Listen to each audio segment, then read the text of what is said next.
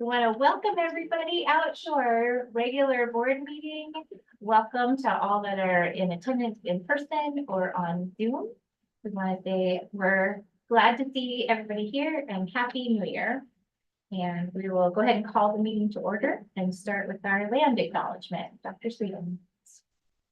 We honor the first peoples of these lands by acknowledging that the area in which we gather is within the traditional territory of the Stillaguamish tribe of Indians.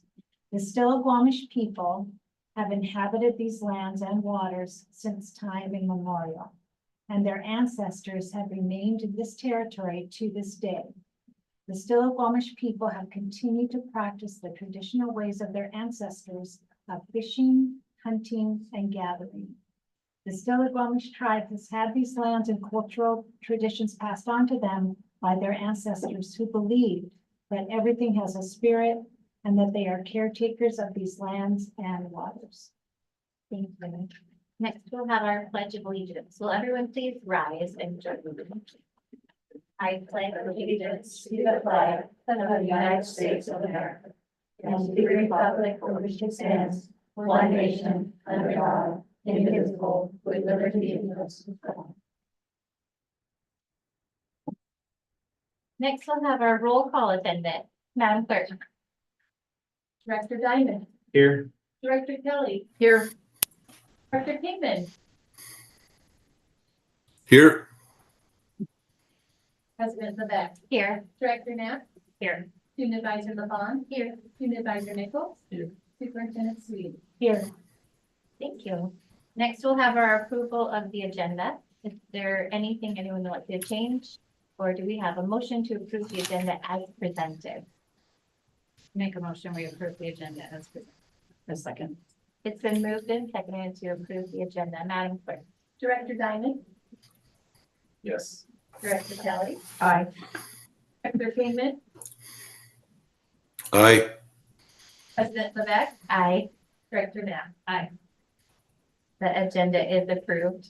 Next, we'll have our presentation portion of our meeting. We would like to welcome our student presentation, our CTE Journalism Club, and we would like to welcome Ann Hinman. Welcome, and distinguished guest. I've brought in the collection of people. We had a couple who. They look good. They look wide awake. They're Yes. wide awake. Well, they came from her five and a half mile run.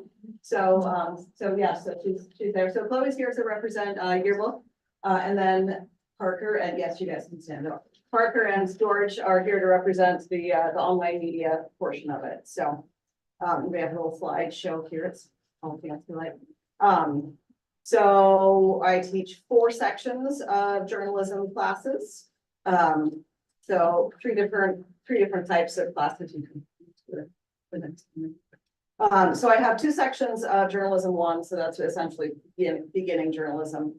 And so that's kind of the introduction to all of the different things that we do. And I've got, I think, 5 or 6 students from the J1 classes that are transferring into the journalism 2, which are the production level classes that semester.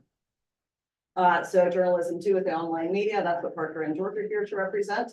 So that's our news website, the ahseagle.com. We're dabbling a little bit with some broadcast and in the nest episodes. We started that at the end of last year. We've kind of changed the format a little bit this year. I can't believe it. And then journalism 2 yearbook. And both of those 2, the journalism 2 classes are college and the high school with Everett Community College. Go to the next one. So kind of some general program information. Each CTE class requires a CTSO, so a career and technical student organization. So Washington Journalism Education Association, or WJEA, is our CTSO. I was the president for four years, I think. Still in the recovering presidential stage. But we are hosting the state conference this year at Arlington High School on March 9th. It's already in their calendars. We had a couple of students who attended J-Day at Everett Community College in October. I took 10 students to JEA, so it's the National Journalism Education Association fall convention in Boston. and 10 students. We went to the Columbia Scholastic Press Association in New York City last March. And then we'll be hosting the National Convention for Seattle in 2025. So that'll be all kinds of fun. Super excited about it. So journalism 1 classes, they're really primarily focusing on feature writing, kind of the Humans of New York philosophy. We have the Humans of AHS. We had students come in and they interviewed them for the homecoming story. They've made infographics. They're finishing up some video projects. And then they will start in second semester the week coming at you. So we'll post that on, I think we decided Sunday afternoons. So that will be kind of the up and coming events at school. And so convention, I kind of touched on that a little bit. Chloe's the only one here who's actually been able to travel. Parker had this little football game that he had to stay for. Excuses. So kind of the essence of those, it's a 2 or 3 day convention, depending on which one we go to. And we have sessions that are taught by professionals, other advisors, editors. I think I've presented at both of the conventions that we were at.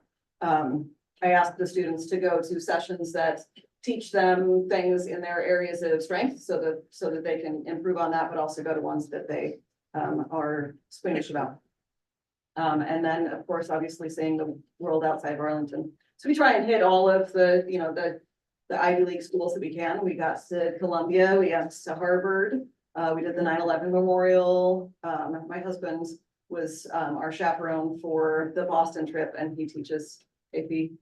Well, he has taught AP US history. By the way, any of you over here from Lake Stevens High School, Mr. Heyman, I'll tell him I saw you.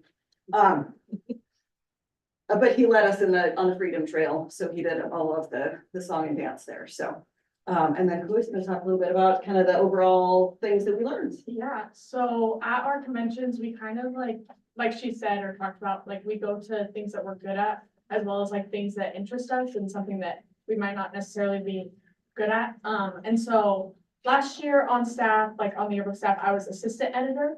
And so I was kind of like stepping in at the CSBA convention at Columbia. I was like going to more of like upcoming leader things, and that really like helped me to this year. Our editor graduated last year, and so like I stepped up into that position. And so I kind of had to learn more like leadership strategies that I didn't necessarily know, and like how to make connections with like teammates who might not necessarily like want to be in the class and just happen to be in it for like whatever reason their schedule put them there. And so it was just kind of like things like that, where it was like editorial ways of like managing a class like in a way that I've never done before. And so going to these conventions like definitely helped in that way.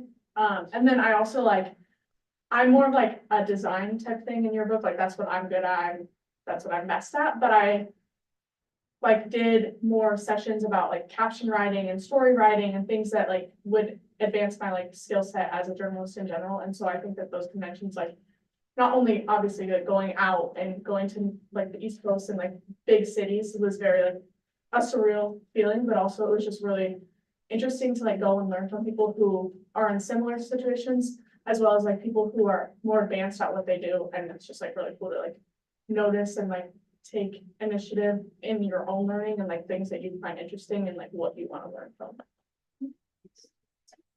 So the next couple of slides, we just have some pictures from, so this was from our March trip, so 9/11 Memorial and the library there at Columbia.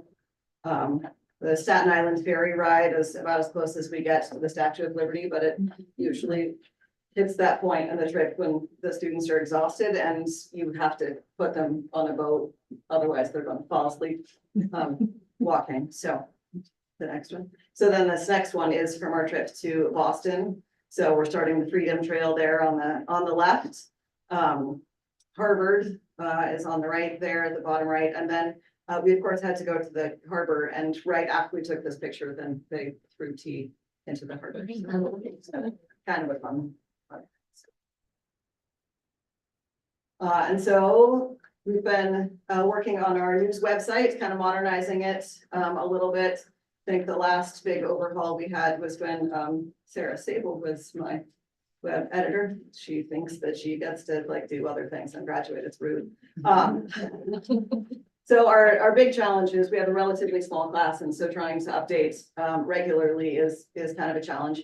So we put together this fall sports wrap up. So that didn't come out until fall or until the winter season had begun. You just scroll down the page, please.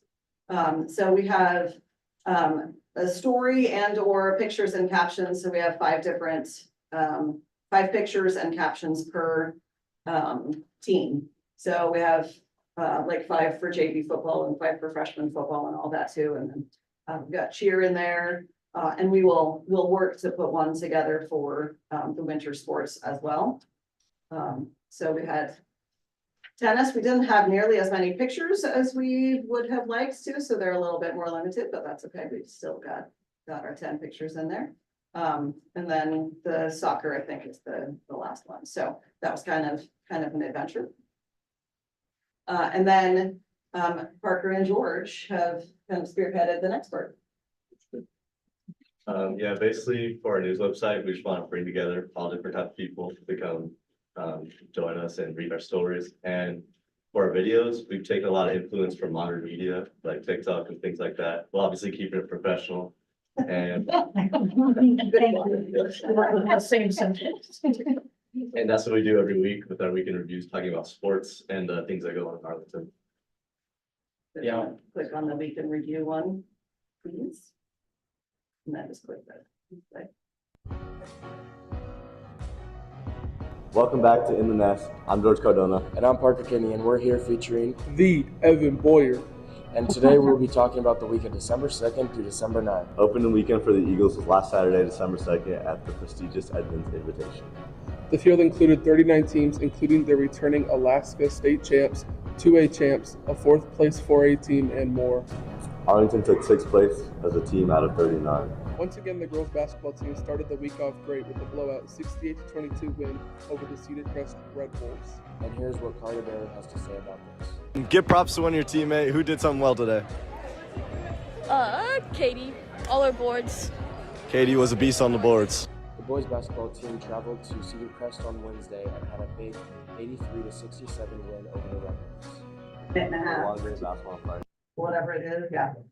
Yeah, with the video, we do our best to get it some interviews from the games after being there and watching it, and then we do our best to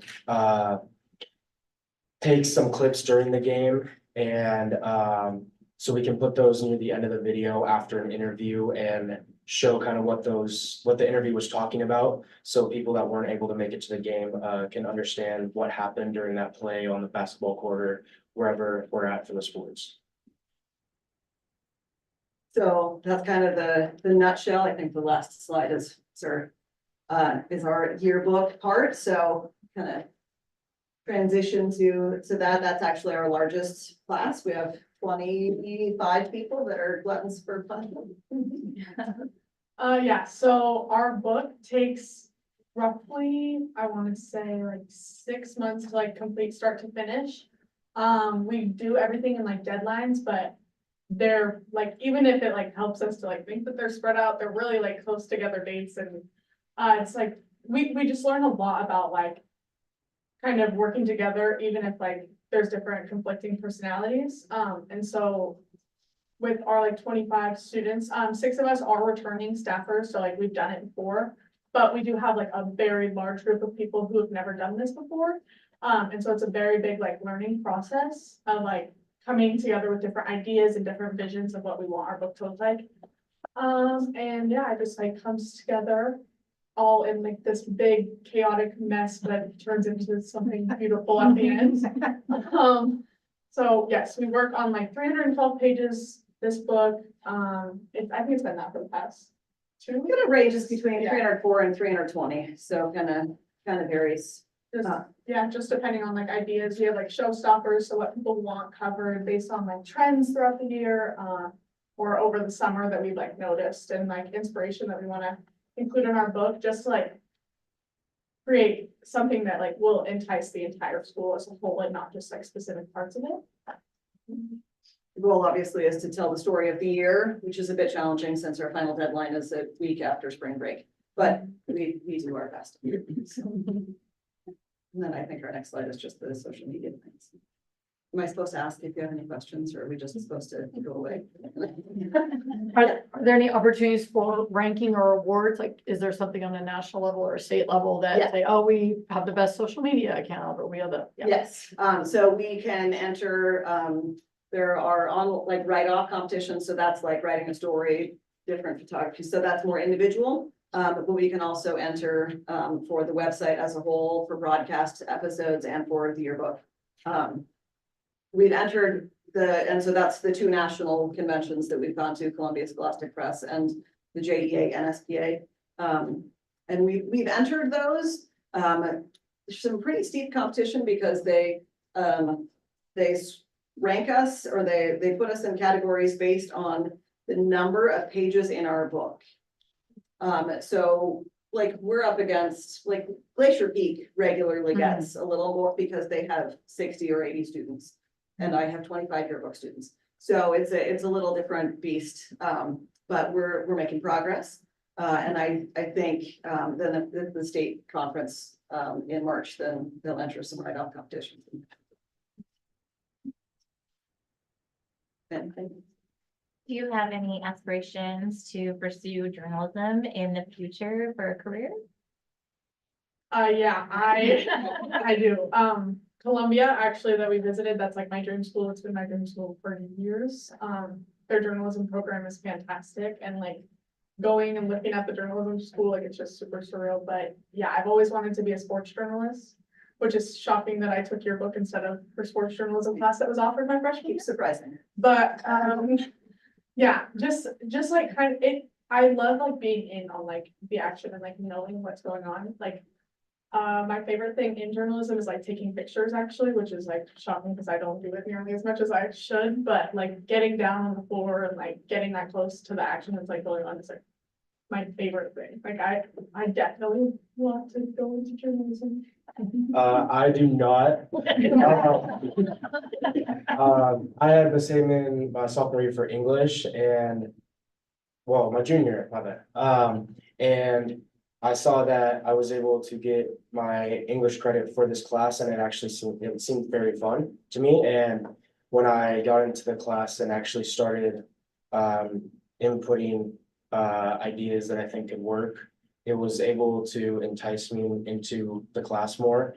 And I enjoy hanging out in the class and then doing the weekend reviews a lot. So Stephen, can we transfer into your book next? yes. And Mia Gurdon, who was supposed to be here but got called into work, she has been part of my program for all 4 years. She signed up during distance learning and actually like stayed all 4 years. So she was part of the live streaming crew. Still gives me PTSD, but that's okay. And she is actually working on a portfolio to enter the Journalist of the Year competition for the state. And she's looking at the Columbia application as well. I don't know if I want to do journalism yet. This is my first year doing it, and I like it, I enjoy it, but I'll have to see how it goes throughout the rest of the year. Thank you. Thank you. Thank you. Thank you. Nice job. Yeah. You guys can run right now. You're welcome to stay, but you don't have to. Just 1, 2, 3. Okay. I'll tell them I saw it. Next up, we'll have our approval of the minutes. We've got our study session and regular meeting minutes from December 13th. Do we have a motion? Make a motion, we approve the study session and regular meeting minutes from December 11th. I second. It's been moved and seconded to approve the study session and regular meeting minutes from December 11th.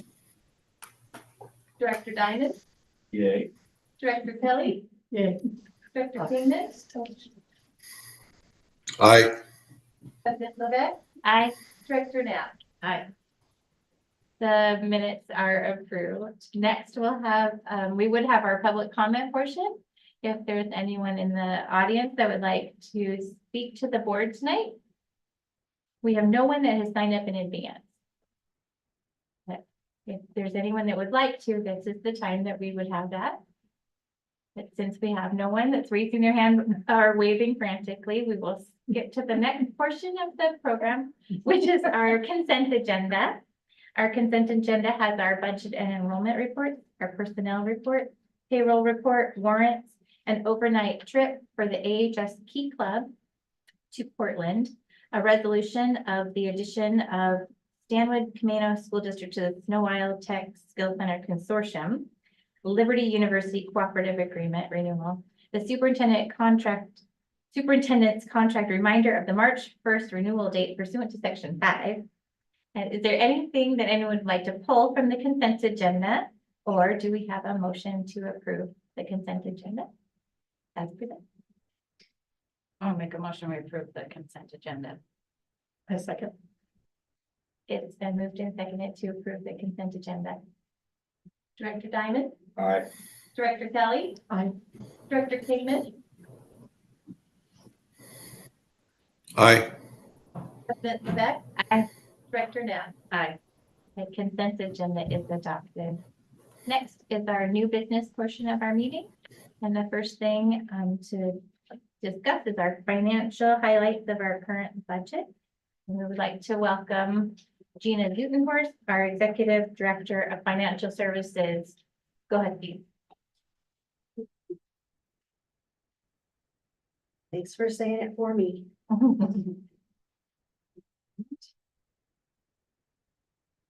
Just waiting to try to get to the place where I'm gonna get it to go to the slideshow. There's something in the way of it. You can't see it, but on my screen, there's something in the way. Okay, here it comes.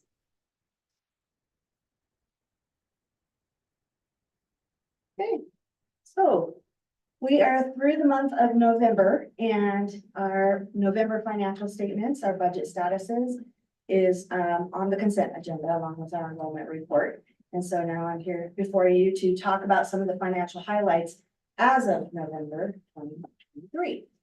And so starting out, we'll give our financial positives. And we have talked about these things before, but it's important to reiterate and that you as board members would have these at the top of your head, but our community as well that's listening, it's an education point for them. So financial positives, we have a 4-year educational programs and operations levy. That's a positive. Our community has supported that. Our capital levy, again, a positive. We've been able to make some major capital improvements across our facilities with those dollars. 2023-24 is the 4th year of the 4-year levies, with both levies expiring at the end of 2024. We have a board approval of February going to the election with ballot measures to renew the EP&O levy, the capital levy, and a bond for post-middle school. And another positive, our enrollment is increasing. We have over 100 more student full-time equivalent than was estimated in our budget. And that will result in additional state funding between $1 and $1.5 million in funds. Financial health of the district, the challenges. So we made budget reductions during 23-24, and we're living within those reductions, but it is challenging and student needs are increasing. Working to recover from our declining fund balance while those needs and costs continue to increase is hard, and the impacts of the pandemic are still evident. We have programs that have very unique needs that are generating costs greater than the revenues for those programs. For state funding, the state funding models don't provide adequate funding. So special education is one of those programs, our food and nutrition services program, and then our student transportation bus services. Those programs are not quite fully funded by the state. And in the case of special education, it's a large dollar amount. So that's overall is leading to funding gaps. We have been working hard to continue cost containment plans going into 2024-25, and there's uncertainty. So our educational programs and operations goes to ballot February 13, 2023. You mean 2020? 2024, thank you. Conditions around our fund balance trend. So I'm gonna show you, a picture, and I'm gonna flip back and forth between that and also this conditions around our fund balance trend to remind us of where we are and how we have arrived here. So our fund balance trend, this is 4 years of history of our fund balance across the years, on a monthly, each of those points is that month's fund balance level.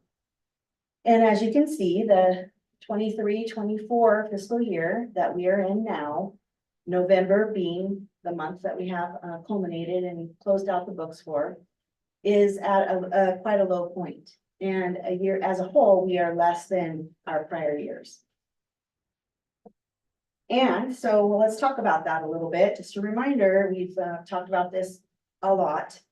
But as the months go by and the distance between the events that created a lot of the challenges get longer distance, it becomes a thing of the past memory. But it is still very evident in what we're doing to recover in our financial situation with the pandemic and its impacts. So pandemic-induced federal and state aid were ceasing. Enrollment was recovering more slowly than we had hoped.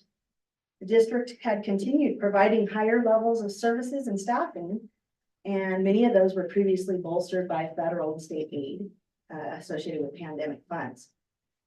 And during those times, our board made a decision that we would go into our fund balance as a rainy day fund, one-time funds to continue to mitigate the impacts and accelerate learning, even as our costs were rising, rather than reducing, making huge reductions for 22-23.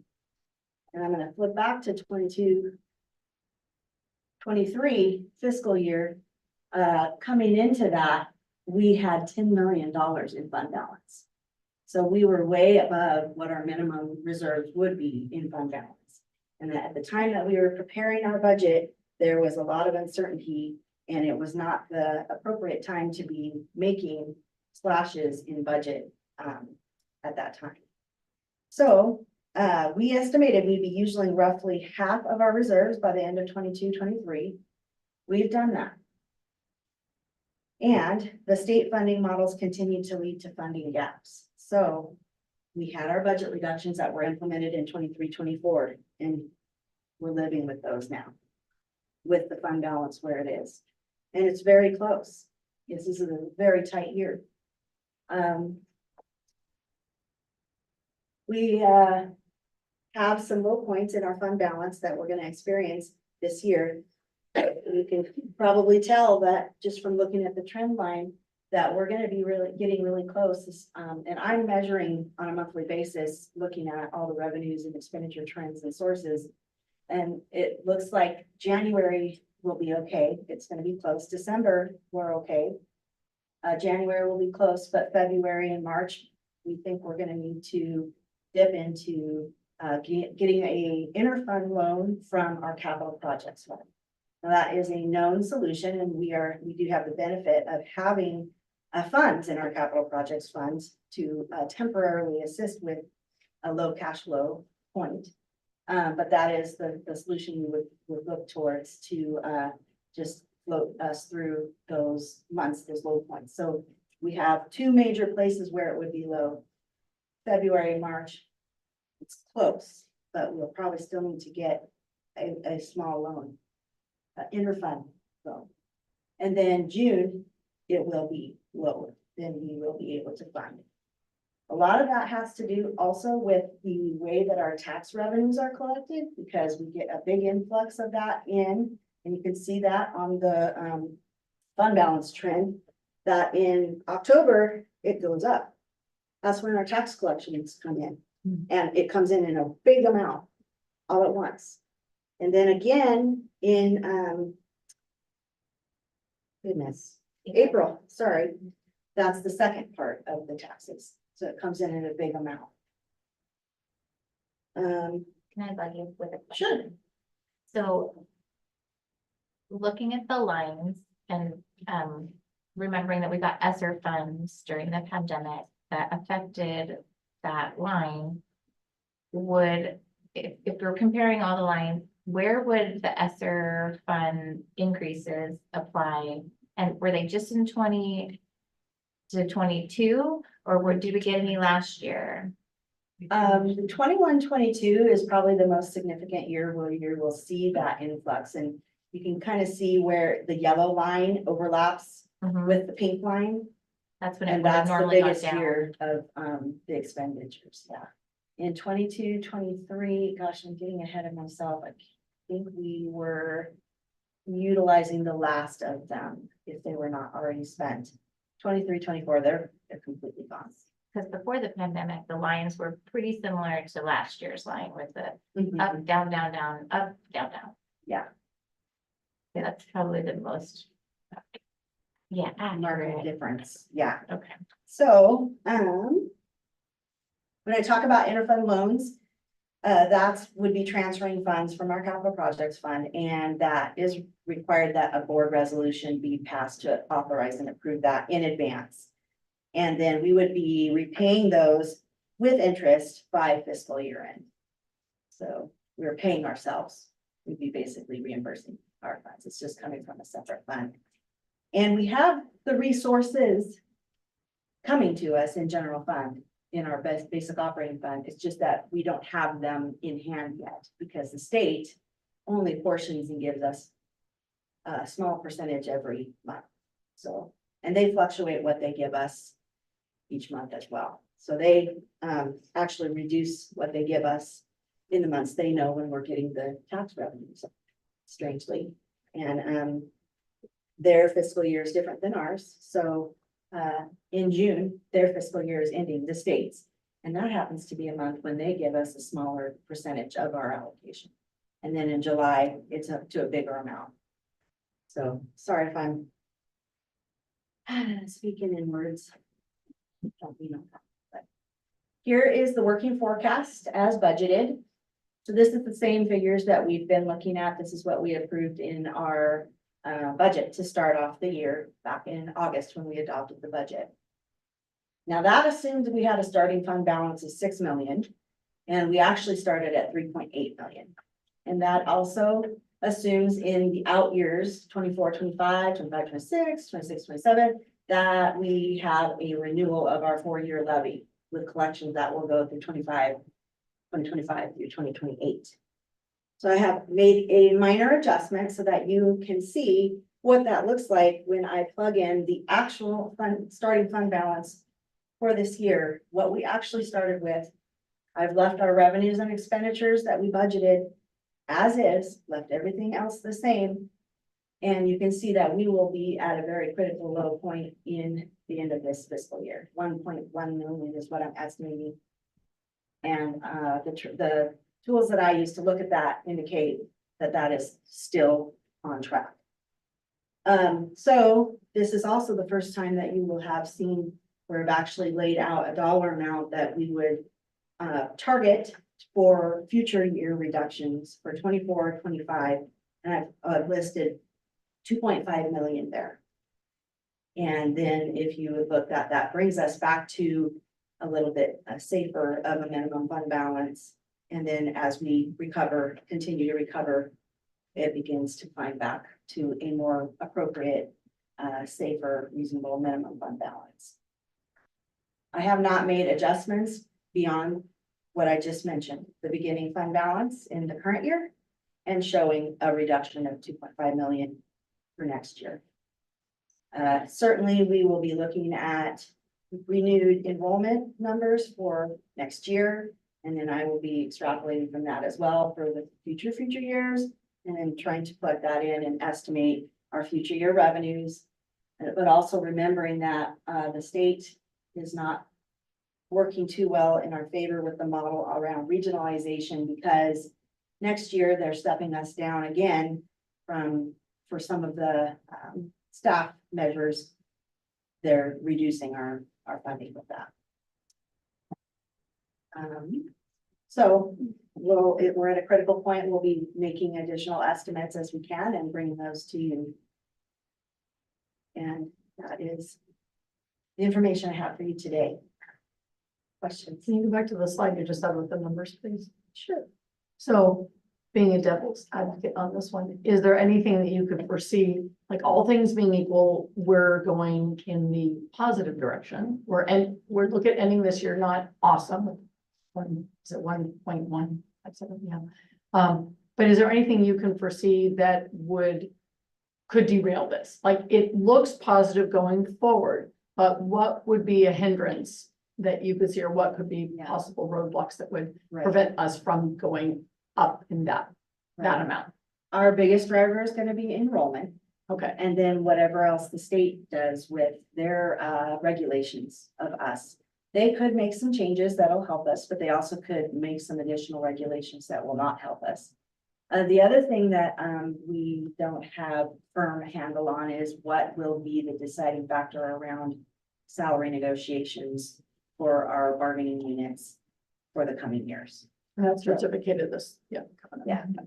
And a good piece of what there will be involved with that is what the state says is IPD, inflationary price deflator. It's like a cost of living increase percentage that they use to pass along and funding to school districts.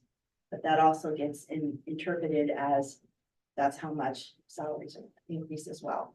And as we know, the state doesn't fully fund all of our salaries. And so when they give an increase, they're not giving the increase to help all staff. They're only giving the increase that fits within their allocation model.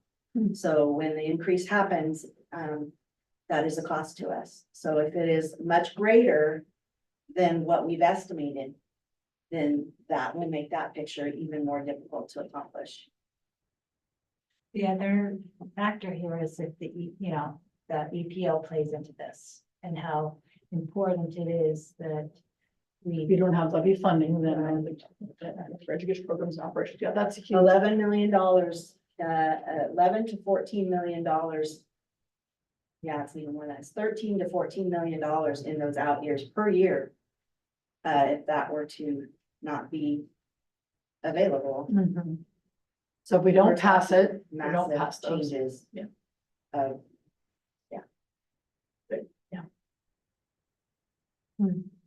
Coming of the interfund loan, do you know the interest rate off the top of your head, or is that something we'll see in another meeting very soon? or- I will say I know that it's whatever the county is using for our investments, so. That is usually the rate that is utilized. I have seen this happen before, and depending on how long. If it's only a day that we need it, or if it's 2 weeks, or, depending on, it's not very much. Okay, But I'll be calculating those estimates too. Okay. And my previous experience, it was like $250 for a day okay, for millions. So that gives Okay. me. yeah, That's better, Yeah. yeah. That's, Are there any other anticipated negative consequences of having to borrow money from ourselves? Just not to get used to it. Because we have capital levy funds available, but if we did not, we would be talking about other possibilities. Right. But it's there. Do our student advisors have any questions about our working forecast budget? Nope. No questions from me? Okay. It's a lot of numbers. Yeah. Director Kingman, do you have any questions for Gina?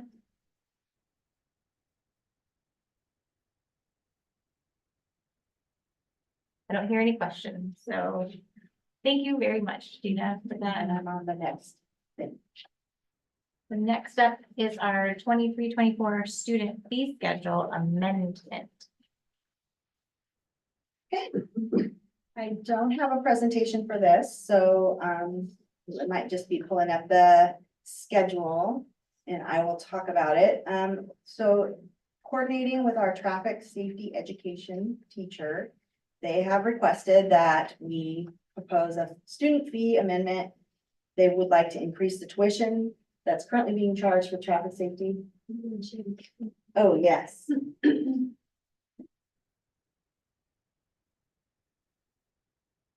here we go, sorry. So they would like to increase that from $600 to $625. And they would like to increase the written test fee from 45 to 50 and the drive skills test from 80 to 90.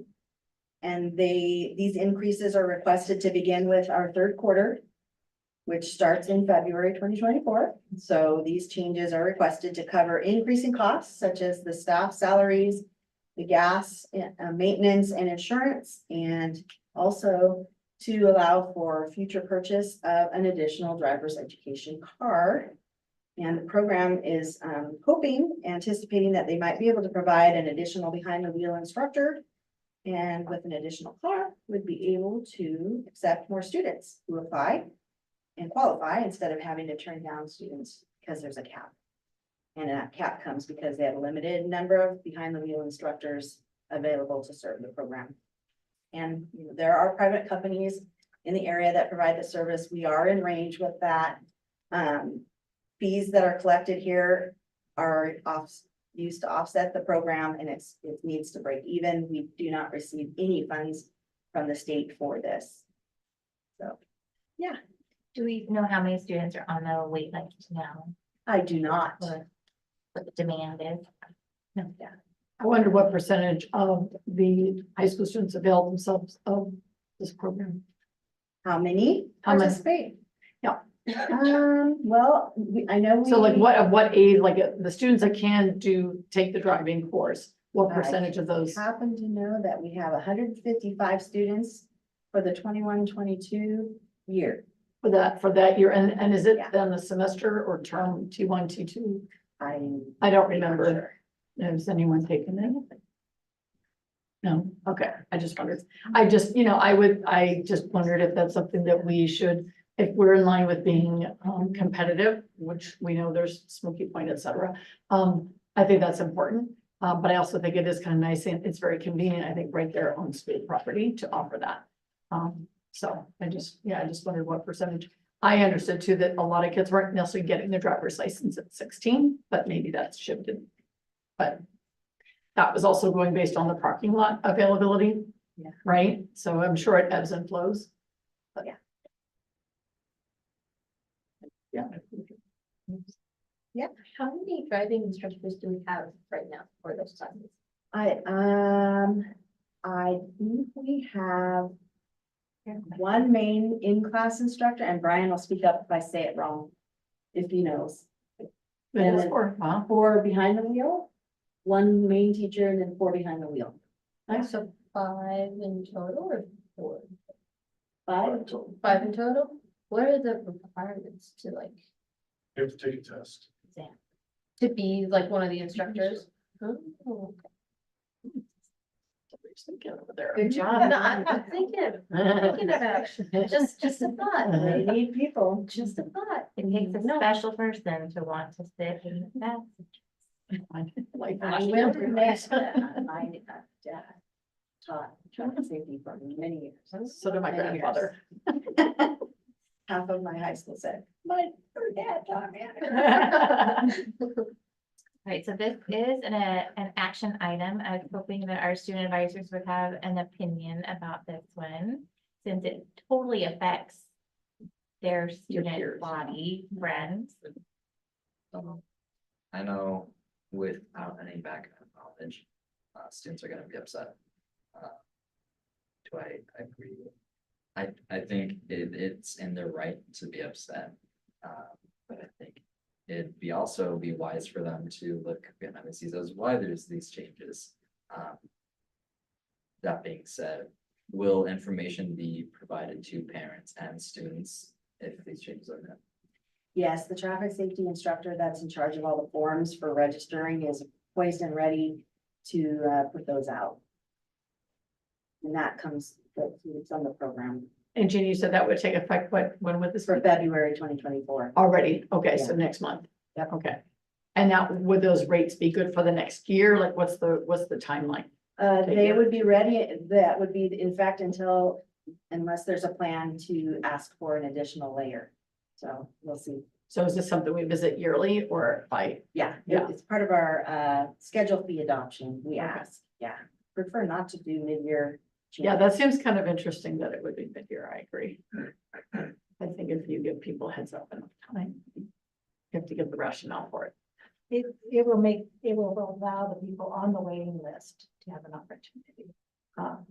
So you'll have the money then to provide another instructor. Yeah, Right. money has to come from somewhere. Once the state does. Were we losing money on this? On the No, verge we of- broke even. We are mostly breaking even on that. And any that they make as a residual goes towards being able to replace the vehicles. Because that does need to happen at certain points in time. Or to get an additional one, which that's the other motivation. Mariska, do you have an opinion that whether we should increase the cost of driver's education? Not necessarily, no. I think for what you're getting, like years and years of driving experience, like to kind of like just for you to use that knowledge for many, many years to come, I think it's worth it. And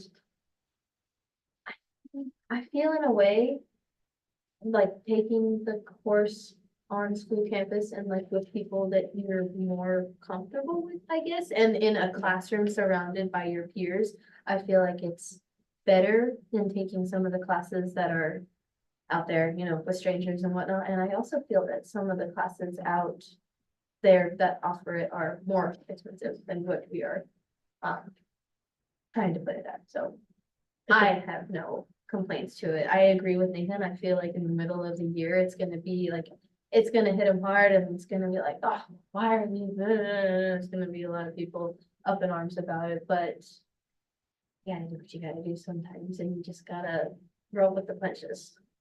It's $40 and you put it up and you think of all the many things that were increasing in price. And if we didn't have to, we wouldn't, but knowing what future benefit is presented, which is more people having access, we talk about access, diversity, equity, inclusion. I think that to me, it makes sense. And I think they can still choose to, if they wanted to, take the written test through the Department of Licensing or take the drive skills test through Department of Licensing, but I think most students prefer to work with who they know. I agree. Less anxiety. If they chose to take the test, the Department of Licensing, did they still get the credit? The credit they earned in high school? I think so. Okay. It should, if you've taken the course hours, I think that's the key is this. Okay. If you're under 18, that's how you get your license. Yeah. I think, If they get credit. They get credit, right? yeah, it allows you to do it. If you have, I think it's mandatory if you're under 18. Yeah. That's still, if that's still the rule, If you you take have it to from take a a private course. entity, though, you're not getting credit. Yeah. Yeah, I think it's something that we should offer, and if we have a rate increase and we very much explain upfront what that is and why it is and allowing an instructor, I think that's reasonable. All right, do we have a motion to approve the amended 23-24 student fee schedule as presented?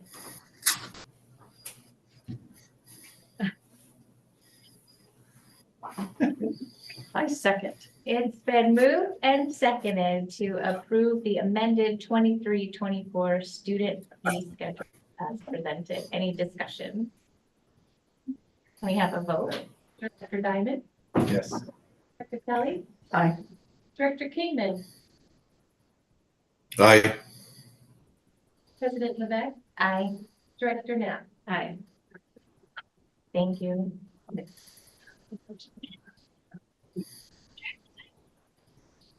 All right, next up on our agenda is our student enrollment preview for 24-25. I'd like to welcome Brian Lewis, our Executive Director of Operations, who's probably not watching the Husky game as much as the forecast, right?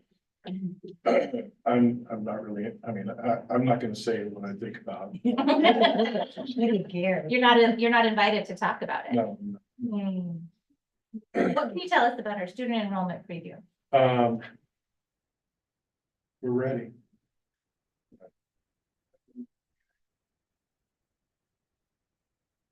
Okay. Every year, we go through a process of estimating our enrollment for the next year. And as Gina alluded to earlier, it has a major effect on what our budget is gonna look like for the following year. We also have multi-year enrollment projections that are more meaningful in terms of planning for future years and planning for facilities.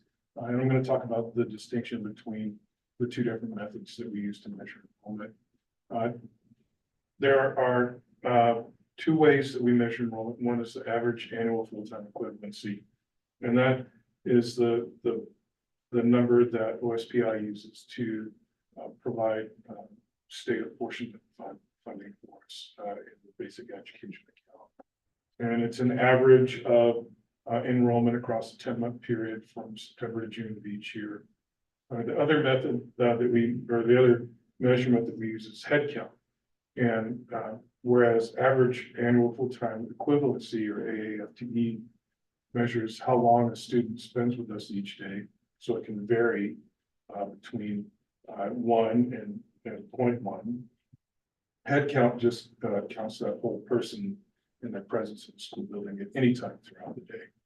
And that's meaningful to us because we experience surges of population, particularly at the secondary level, that we may not see at the elementary level. So a high school facility, how many seats we need is dependent on what we think our maximum volume is going to be across a given time period of the day. So I'm not going to talk about head count anymore, as what we're talking about right now is the FTE for our budget. Again, the full-time equivalency is defined by how many minutes a day a student spends with us. And the baseline is 5 hours and 33 minutes for each day to be considered a 1.0 FTE for that day. We measure it in a month, in a period in each month, not every day, not yet at least. Some states do measure it on a daily basis. Washington is not one of those states. So we follow a student's enrollment, and if they're not present at school for more than a 20-day period, then they're unenrolled. We don't count them as enrolled any longer. A student may have a 0.5 or a fraction of an FTE if they attend another program like a skill center program, or if they're only taking a certain number of credits to graduate, or if they're on a reduced day. So what can have an effect on enrollment? The major effect or the major factor is births. How many students or how many children are born in a specific area. We can put a number to how many we expect to show up in school 5 years later. 80% of the students that are born in the 98223 zip code show up for kindergarten 5 years later in our school. So the rest go to private program, homeschool, anything about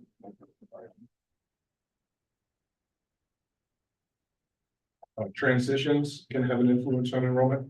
We see those in the movement between kindergarten and first grade, 5th and 6th grade, and 8th and 9th grade. As some private programs end at 8th grade, then we see kids showing up for high school after that. Same thing happens during K-1 transitions and 5th and 6th as well. Construction is a huge factor. The more residential dwellings we have in a district, the more we see growth.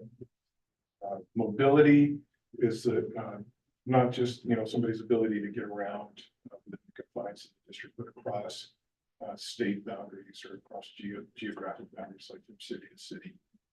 As mobility increases, the number of kids that we see move around from place to place goes up as well.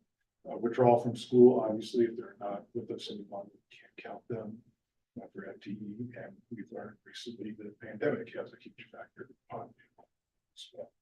These are the things we take into consideration when we talk about enrollment projection. I talked about the transitions. I'm not going to spend a whole lot of time on this. You'll see why in just a few moments. But transitions can have an effect on enrollment when students program in a private institution or homeschooling situation, and so they become a student at a public school. So there's three primary ways that we use to project enrollment. And one is the April roll-up, so we try to project what we think we're gonna have as far as student population in April. And this year would be April of 2024. And we assume that those same kids will be with us in the next year in the following grade that they're looking up to. Weighted historical average, it's the April roll-up, but it also looks at transitions between those grade levels that I just spoke about. And then OSPI cohort survival is a model that they use that is more trigonometric in nature. And it's really sensitive to changes that occur in the near past. So if we have an enrollment decline, then OSPI's model amplifies that for the 20 years follow.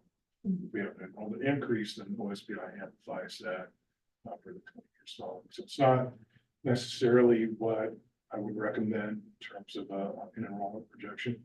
We're experiencing a period of rapid growth. Yes, that would be a more reasonable enrollment projection to use, but we're not. So we wouldn't recommend that. There's two other factors that can be described and how they apply to an enrollment projection: volatility and conservativeness. Volatility, again, the tendency to change quickly and unpredictably, that is really encapsulated in the OSPI cohort survival method. Conservativeness can be, how far out do we want to stick our head making a projection. And a conservative estimate is most likely to undershoot what we think the enrollment projections can be, but that's useful in terms of budgeting, and that we don't make obligations to support costs that we don't have the funds for, provided by an enrollment FTE. And you can see that expressed in a graphical way here. Cohort survival is the most volatile. It can either underestimate or overestimate enrollment projection. It's really the most useful in a period of expanding. Weighted historical average is medium, middle of the road, and the April roll-up is the most conservative, but also doesn't really take into account changes in population. But we're not in that kind of frame right now. We have much more residential construction occurring that I would maybe think more about recommending weighted historical average. Right now, we're going to likely to recommend the April roll-up methodology. So this is what, using that methodology, the projection, the enrollment projection for 24-25 produces. Right now, we're looking at about 100 FTE increase over budget for this year. And applying the April roll-up methodology, we expect to increase by about 41 students in the fall. And I've got it broken out by grade band, and there's also another page that shows grade level. But what's meaningful is that we're seeing some changes here in terms of overall population, a slight decrease in elementary, very small decrease, practically meaningless in the middle school grade band, and a bigger increase in the grade 9 through 12 grade band. You can see that when you look at our 8th grade population right now is bigger than the 12th grade population. So overall, a 41 student increase expressed in the April roll-up enrollment projection, and 45 student decrease at the K-5 level. And we'll have that information for you broken out at the next meeting, what by school, what would that look like. Right now, we're just showing it by grade band. This is just really plowing the field, so to speak, to get you ready to consider our enrollment recommendation for sharing speed. Yes, sure. I'd be curious, like over a timeline of like 10 years, I'd be curious how often we met the mark or we under budgeted. I'd like to see a kind of a line of that. That would be interesting to me. Sure. Because, so we're what, 100 more this year than what we budgeted for? Which is some ways it's a good thing. I mean, we're getting 1.5 million from the state. Yeah, and I'm also curious why I'd like to find answers why we have more at the high school level. I did read some articles on kindergarten. And there's actually a couple reasons that people aren't even sending their students to kindergarten. So you might have folks in your community who are of a kindergarten age. And I will forward it to Dr. Sweeting as well and other board members, but it really is, there's a lack of education on what the benefits are in kindergarten. And that I find sad because I know as a kindergarten teacher myself, I can tell which students come with preschool. And I can then most certainly tell you, the first grade teachers would say, I can tell this child did not have kindergarten. And so I think that's something that we as a district need to make sure that we are educating those soon to be enrollees, why they should come to school. And we And did how- it, oh, sorry, we did a nice video or, Gary's able last year, with teachers, kindergarten teachers with, video clips, just talking about the benefits. And I do think that helped because our enrollment at the kindergarten level did increase. Nice. Good to know. Yeah, I do. Yeah, if you look at the first two columns on the left, we've got budget versus actual FTE. Mhm. And our K enrollment was 41 greater than what we had budgeted. So I think we can attribute some of that to marketing and some of it is to, we were really very conservative in terms of our kindergarten enrollment for next year. Because that's the grade level we really don't have strong in. It's really, Yeah, catching. Yeah. I guess, what, scientifically, or not necessarily scientifically, but statistically, yes. The other grades at the elementary level were slightly above what we budgeted for. This is positive for us because it's easier for us to hire a teacher at the start of the school year when more kids show than we thought we were going to show up. Right. That it is to carry the cost of a teacher that may not have the full class load assigned. Right. So that gets really difficult, especially if we continue that for multiple years. And Brenda, we also, I know a couple of those I've made, we were determining which, system to use. And I felt like we had decided more recently on the more like the most conservative one. Would you say that just from the history of the board that you've seen most evidence of that, the lowest number, the weighted average has been more of your go-to? So this is my 8th year projecting enrollment in Arlington. And in every year prior to pandemic, and this was borne out in my experience with other districts, we've been within 2%. Pandemic threw it all out the window. Sure. And we did have a 4% difference. This year, last year, the year before, between budgeted and actual, it was 4% less. So I take a personal point of pride in being within 2% because it's something we can manage, but 4% is too much. Right. And that's one of the reasons I made a recommendation last year, utilizing the April rollout method, which is the most conservative in nature. Provides some protection for us if it's not accurate. Yeah, thank you. So we'll bring you the final enrollment projection at the next meeting in a lot of detail. You have questions? Brian, when do you expect the board to decide on enrollment? Next month. The 22nd of January. But I personally would rather wait to make that decision until after the middle of February. Well, I'll tell you, Because I'm nervous about all the uncertainty. well, one of the things that happens is the reason why we did enrollment last year early, like January, because it drives staffing. And so decisions that we make about staffing are important because there's also deadlines that we have to make for notifying people if we're going to make reductions. So if we wait too long, that process gets stifled somewhat. So we just have to, try to find the right spot. for that. Mary, what's your, I'm a little confused. I understand the I'm mid-February. concerned about if we have to make drastic cuts. Oh, if we don't have the funds due to a If vote. the EPNO and we have to cut, Hmm. would it change anything? So explain how those two are connected. Not really. I mean, if the EPNO is not approved this round, we'll be prepared to bring you another resolution to have an election in April to for the EPNO. But that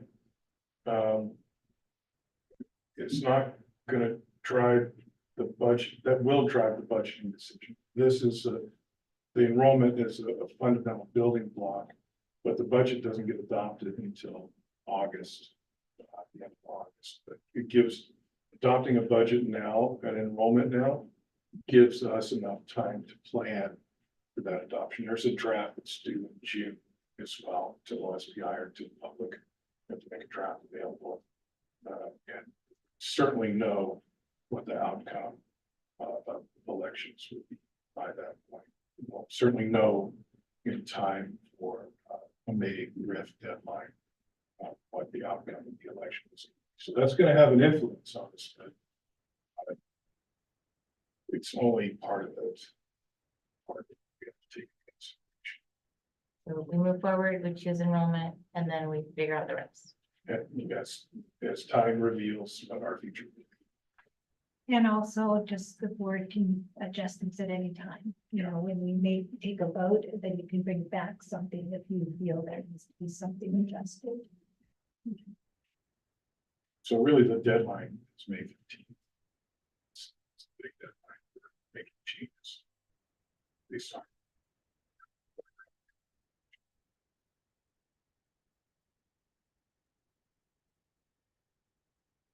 I'm nervous about making such decisions, but okay.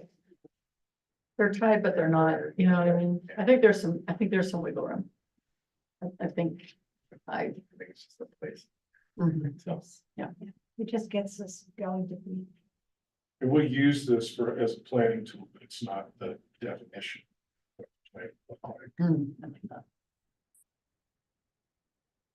Thank you for reassuring me. Does anybody else have any other questions? Director Kingman, any questions? No, I think either the historical average or the April roll-up would be a good planning tool. So I'm good either way. So, your student advisors have any? Yeah, I have a question. Yeah. So we're finding that there are less students who are in kindergarten and that they somehow back for first grade and through. Do these children just not have any schooling for that year? Because you're not required to attend school until the June 7th. I see.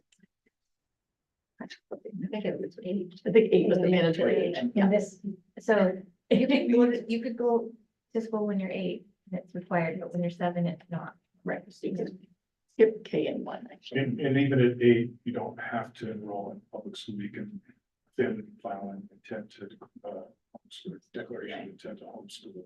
And the responsibility is on them to provide that education. Or they can go to a private school.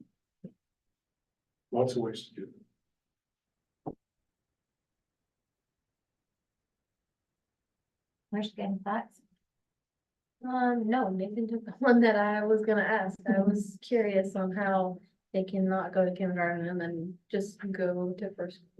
Is that like I don't wanna say law, cause that sounds too serious, but law, basically, with the 8-year-old. you have to do something. You have to either be going to homeschool or going to a private school or public school. Is there a reason why it's like such a high age and not like a younger? Some historical. There are other states that have 5 years old, or at least 5. We should change that. The vast majority of states are cited. Yeah. Washington's. Yeah, it would also be different too if preschool is mandatory. It was like, yeah, so it trickles backwards. So if you put things in motion, then you'll have a guarantee of what's coming. Right now, it's a little bit of ambiguity. And after the pandemic, it's put people more in the mindset of, I am homeschooling, I am leaving, you know, so that's tentative enrollment. So last year, the state's Office of Financial Management, which is the agency that produces the official population estimates for Washington State, which the state legislature uses to project caseload, which is what they call their enrollment in different programs of the state funds. They did project that kindergarten enrollment should start to increase in 25-26. So we're a year out. We should start seeing more students show up for kindergarten. Is that because of a increase in the current population or people moving here? Could be a couple things, but an increase. Stonehenge County is on, you know, one of the counties that's expected to gain quite a bit. They are definitely. So we may be experiencing a lull. Calm before the storm. Any further questions for Brian? Right, thank you for explaining it in great detail.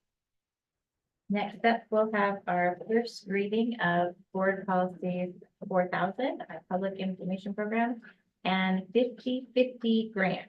We'd like to welcome Gary Sable to talk about our Public Information Program first. Good evening, Gary. Am I allowed to say go Huskies? Go Dogs, absolutely. Go Dogs. He's got his dog shirt. Any meeting's good for that. I'm here to talk about the public information program and the biggest change, a few little minor changes there, but the biggest one was this public health information. And really, we've actually already done this on our district website and school websites. It's about this information that's now required from the state. So it's really this policy kind of catching up with what we're already doing our practice. So that's pretty much the big change. So if there's any questions, let me know.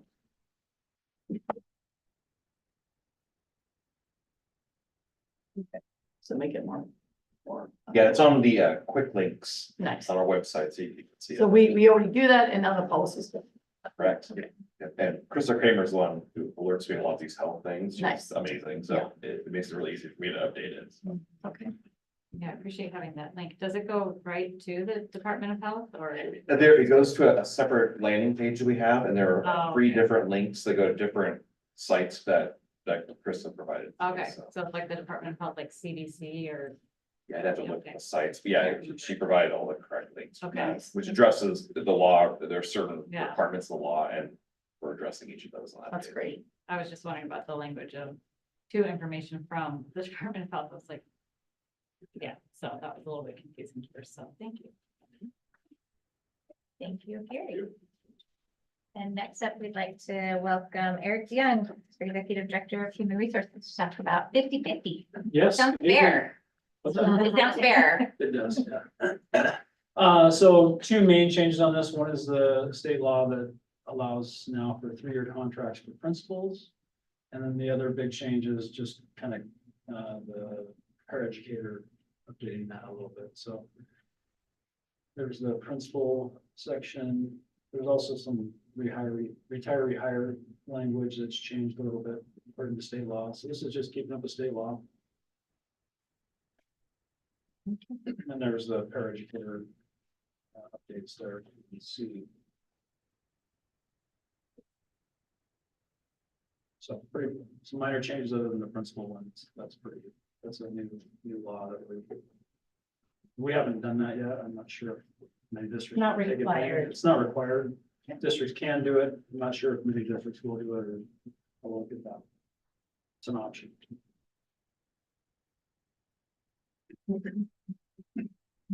Has the union already weighed in on language?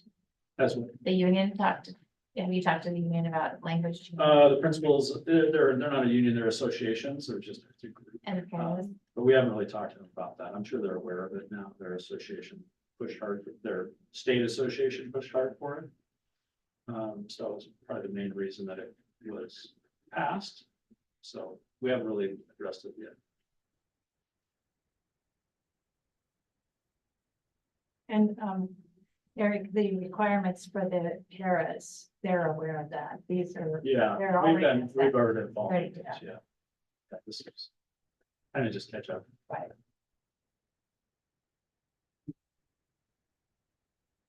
Any questions from anyone about the contract?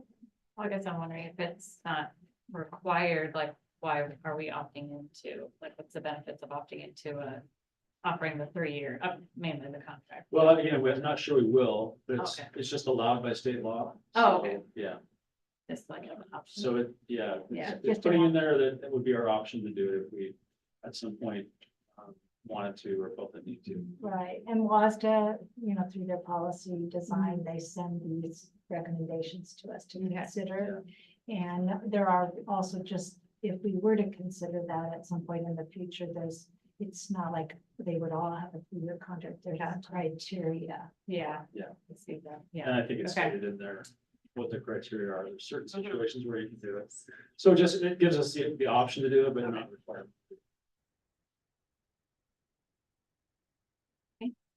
All right, I don't hear any suggested amendments or changes. So thank you, Eric. Yep. Next up is our informational items, and we'll start with our superintendent report, Dr. Sweet. So happy 2024. Exciting year. And also the month of January is honoring and appreciating our school board. And so I just want to say publicly that we do appreciate the time, the energy, your commitment. And we will have a special time of honoring at the second board meeting. We have some special things planned. And just hopefully you'll enjoy it greatly. It's going to be lots of fun, but anyway, we appreciate all that we do. And I can't say, there's not enough words to really describe it. And then the last thing is that cold weather is coming. And so we did, Gary Sable did send out a message to our family, and remind them, to be alert and what it means if we have to call in a 2-hour delay, or even if we have to close school for some reason. Yeah. And that's it. I saw the weather looked a little iffy this week. Yeah. Good luck to all that have to do that. Brian, good luck. Next up, we'll have our legislative update and discussion. Director Kelly. Director Kelly, so I received my information from my Marissa Rathbone as our contact at WASDA, and we were supposed to have our first meeting tonight, but I believe they were just so gearing up for the opening day. Yay! It's like, baseball. So today was the first day of the 2024 session, which is shorter. So in that, I did not have a meeting with Marissa tonight, but I did get various pieces of literature, and I did download onto my personal computer 20 pages of this coming our way. And in that quick glance, I did see that one of our rep, Clyde Shavers has a bill. Dave Paul has one regarding, I think it's either CTE or dual credits. We talked about that before. Carolyn Eslick has a few. I did notice too that it appears that both, I think it's the Senate joint, it's like SJB. My daughter somehow knew the acronym. Maybe the Senate has one and House has one, and they both seem to be looking at the bond issue. So I am very excited. I don't know. I don't recall having those at this level in last year's session, which was longer, but I will definitely go deeper into that and find out more about that. Because, and again, I'm not sure how hopeful I want to be. The fact that it's on there is great. And obviously it's a conversation. And so whatever is it, there's a lot of weeding through. What actually makes it to the floor for votes is a very small percentage. And again, remind us, there's many things that our legislators are contending with besides education, of course. I care a great deal about the education piece to that, but I will keep you posted, and I am excited. And I did see, thank you to Debbie for, Debbie's been great about linking me with her communication. She meets with our legislators. I will say that whoever was organically putting this together and conveying our interest as a district in having them come to us, I think has had will have a huge payout. So thank you for doing that. I did read tonight that Susan Delbenny's newest liaison. She herself doesn't know what Delbenny's schedule will be, but number one, Susan cannot be available. Her liaison would like to come, and secondly, she definitely wants you to meet with Susan Delbene, so that's great. And I did meet with her earlier. I know you did, but I mean, this sounds like, again, another one coming up, so Right, I'm, got it.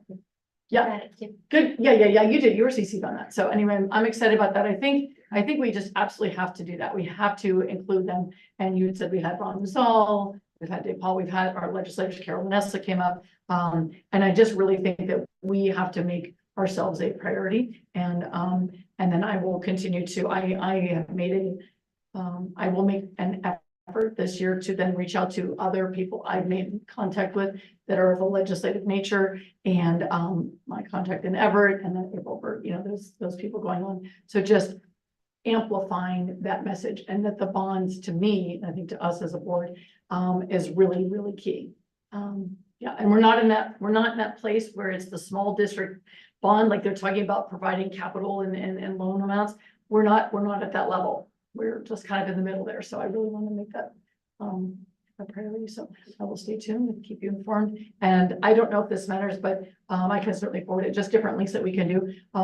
It's really kind of fun. I've done this as a member, as a teacher. I'm part of WEA, Washington Education Association. So I have gotten links on my phone. Like, dial in now, put your vote in, and you go. And it's really, have you ever done that, anyone? It's very simple, and I think that's great. So it's real time. And my other folks that are voters, please vote. Please stay active, because you're our next generation. So I get to vote.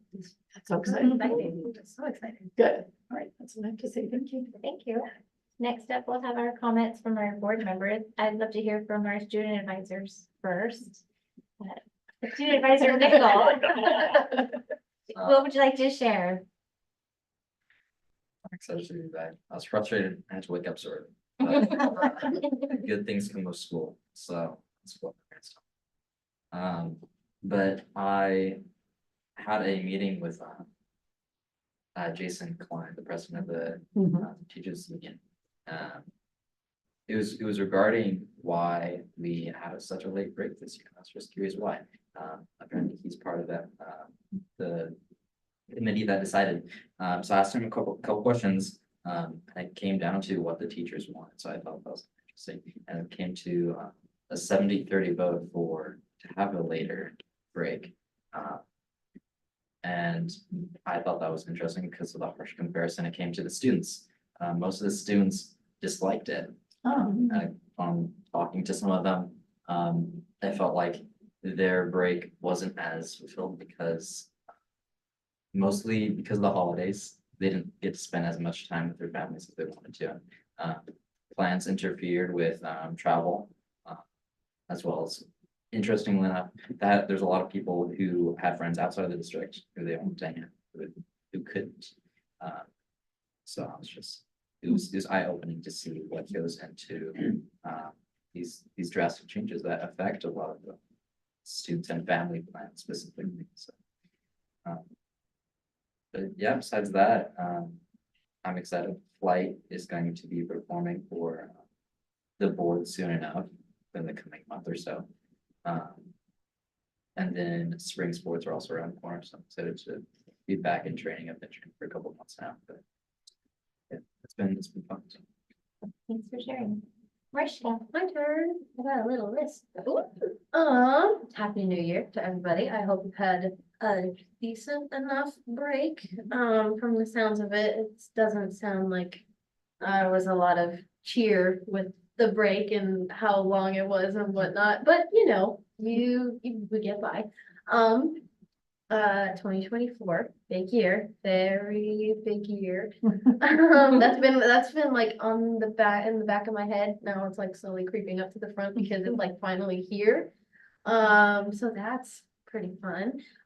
Didn't get to see you guys before we needed to break, but I would like to point out how amazing it was to do the flight tours this year, or last year, I guess, since we missed them 2 years ago. That's you're getting used to. It was really fun going to the elementary schools and the middle schools, more so the elementary schools, because how like excited the kids were and inclusive and just like like their eyes were like this and open and just watching you the entire time, and all the cheering and all the laughter and like the engaging in the story and stuff. It was really, really fun to go and see for the last one, I guess. I'm sorry, I'm making this about me. Next thing that I had on here. Oh, I had the wonderful opportunity to go and see our new mayor be sworn in. And there was a lot that I learned from that meeting. Granted, it was his first one, but it was half an hour. And I was very jealous. I went to the meeting and they're like, okay, we're done. And I was like, oh, 6:30 and we're already done. So why can't ours go like that? But it was a really interesting, it was very nice to attend, to see like what's going on in our community. There were 4 public comments. I wish we got more public comments from time to time. But some of them were talking about like either traffic or crime going on around their areas and stuff. But one that specifically like stuck out to me was there was this woman, she presented, I can't remember her name for the life of me, but she had a presentation to the board, and it was a suicide prevention hotline, I believe, and the number stood out. She said that over the holidays in total, they had over 1,500 calls to get help over the holidays, and that really, it shocked me, but it was eye-opening to realize there, and that's just in the community as well. And just to have that realization, like, oh, the holidays can be a tough time for people. Like I was amazed, and my heart broke a little for the people that had to reach out because of thoughts or just being alone or just not having a good break as much as they could have. But it was nice. I chatted with her afterwards, and I just gave her my thanks to her and to tell her thank you to her group, just being a support system for those people that reached out and were strong enough to reach out. So overall, I think it was a quiet break, but it was nice, and I'm ready to get back into the swing of things. Yeah. Very good. Thank you. Director Knapp, do you have any comments? Sure. I mean, yeah, first day back at school, so I think we're all a little sleepy, and first day for my kids back to school. So, I appreciate you saying that, Mariska. I watched the city council meeting, so I just want to tell you, they're not all half an hour. It was just the first one, but I was amazed. Yeah. Like half an hour, holy moly. I know. I don't know, maybe I'm just like addicted to watching board meetings now, but I do appreciate, I think it was Caitlin who shared that. Was it? So, Okay. yeah. And I mean, yeah, the holidays, I do like to try to keep that in mind, like wintertime holidays can be really hard for people. It was hard for me and my whole young adult life. So, anytime like, you know, I'm having happy moments with my family, it's like such a contrast now for me. So, yeah, it's really, thank you for speaking up about that. So, my son came home and told me a fun fact that Dwayne "The Rock" Johnson weighs 1,040 bananas. Gotta love her. That's a lot of bananas. I'm trying to think of put that in a full, like, what's a thousand? Right, instantly I just pictured like bananas in the shape. of the banana rock. So I just thought I'd share that. That's sweet. Thank you for sharing. Director Diamond, do you have any thoughts or comments? Still kind of wide-eyed and bushy-tailed, trying to learn everything and watch you guys. So happy to be back. I wish I had your guys' break, to be totally honest. But yeah, no, I'm just still learning, still kind of taking everything in. You did give your first movement. I know. You did. Congratulations. It was a long silence. Starting to say, yeah.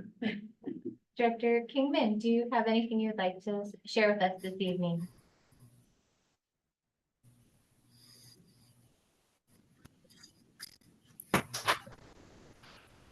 Well, yes, I just wanted to wish everybody a happy new year, and I look forward to a great 2024 with all of you.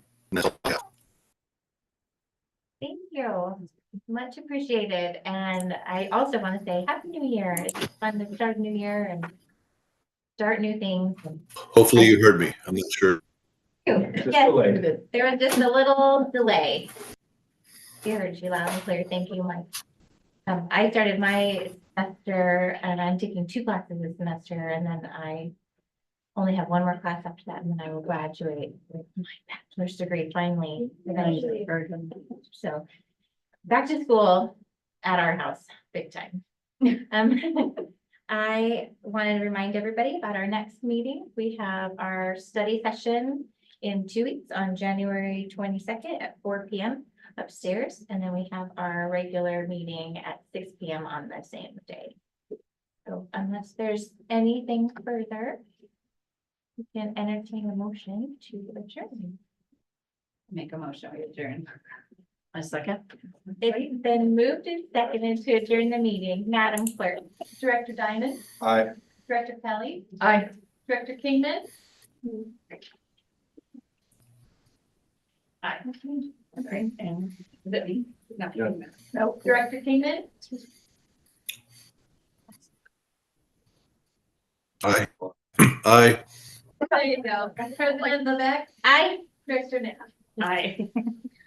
And we are adjourned. Thank you all for coming. Have a great night. Stay safe and go dogs.